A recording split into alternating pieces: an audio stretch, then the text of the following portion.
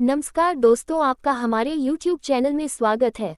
आज मैं आपको कार्तिक मास की कहानी सुनाने जा रही हूँ। अगर आपको ये कहानी पसंद आई तो कमेंट बॉक्स में कार्तिक देवता की जय की अवश्य लिखें।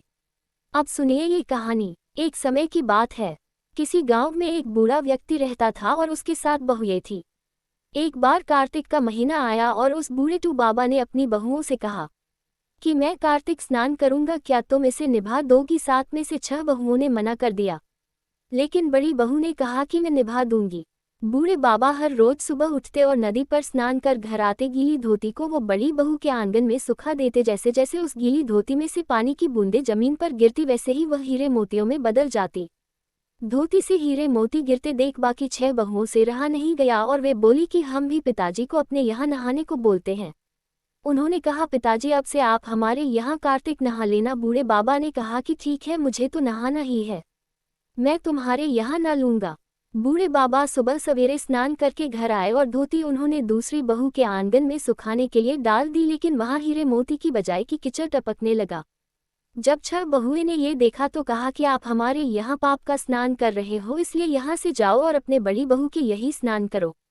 बूढ़ा व्यक्ति बड़ी बहू के यहाँ आया और कार्तिक स्नान करने लगा। स्नान करके उसने फिर धोती सुखा तो फिर से हीरे मोती गिरने लगे। अब कार्तिक का महीना समाप्त होने को था।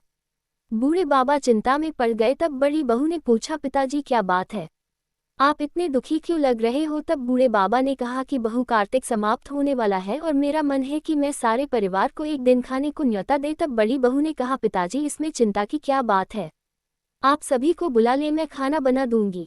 बूढ़े बाबा सभी को निमंत्रण देने गए तो बाकी बहुओं ने कहा, जब तक बड़ी दीदी घर पर रहेंगी तब तक हम खाना खाने नहीं आएंगी। बूढ़े बाबा फिर से चिंता में घिर गए कि ऐसा कैसे होगा और वह कमजोर होने लगे। बूढ़े बाबा को कमजोर होते देख बड़ी बहू ने कहा, पिताजी आपको क्या चिंता है? बूढ़े बाबा ने बाकी 6 बहुओं वाली बात अपनी बड़ी बहू को बता दी, जिसे सुनकर बड़ी बहू बोली, पिताजी ठीक है, मैं खाना बनाकर रख जाऊंगी। और उसने वैसा ही किया, खाना बनाकर रख दिया और अपने लिए 4 रोटी लेकर खेतों पर चली गई।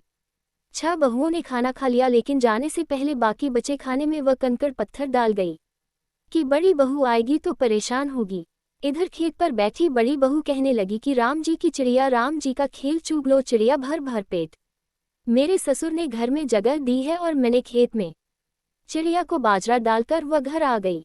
घर आई तो बूढ़े बाबा फिर उदास बैठे थे। उसने पूछा, पिताजी अब क्या बात है, अब आप उदास क्यों है? सब ठीक ठाक से निपट गया ना? तब बूढ़े बाबा बोले कि हाँ, वैसे तो सब ठीक ठाक निपट गया, लेकिन वे तेरी देवरानियां बाकी खाने में का कंकड़ पत्थर मिट्टी डाल गई। तब बड़ी बहू ने कहा, कोई बात नहीं पिताजी, मैं तो अपने लिए रोटी फिर से बना लूंगी। बहू बूढ़े बाबा से बात कर घर के अंदर जाकर खाने को देखती है, लेकिन वे देखती है कि जिस खाने में वो लोग कंकड़ पत्थर डाल गई थी वह हीरे मोती में बदल गए हैं। घर की जगह महल खड़ा हो गया है और धन दौलत से भर गया है, अन्न के भंडार घर में भरे पड़े हैं। वे बूढ़े बाबा को बुलाकर कहती है, पिताजी आपने तो कहा था कि मेरे लिए कुछ नहीं बचा, लेकिन यहाँ तो हीरे मोतियों के भंडार हो गए हैं। पूरे घर में धन की वर्षा हो रही है, साधारण सा घर महल में बदल गया है। बूढ़े बाबा ये सब चीजें देखकर बोली, बेटी तुमने कार्तिक स्नान सच्चे मन से निभाया था, लेकिन बाकी बहू ने पापी मन से इसे निभाया, इसलिए कार्तिक देवता प्रसन्न हुए और यह फल दिया। तो हे कार्तिक देवता, जैसे आपने बड़ी बहू पर अपनी कृपा की वैसी ही अपने पर सभी भक्तों पर बनाए रखना। जय हो कार्तिक देवता की।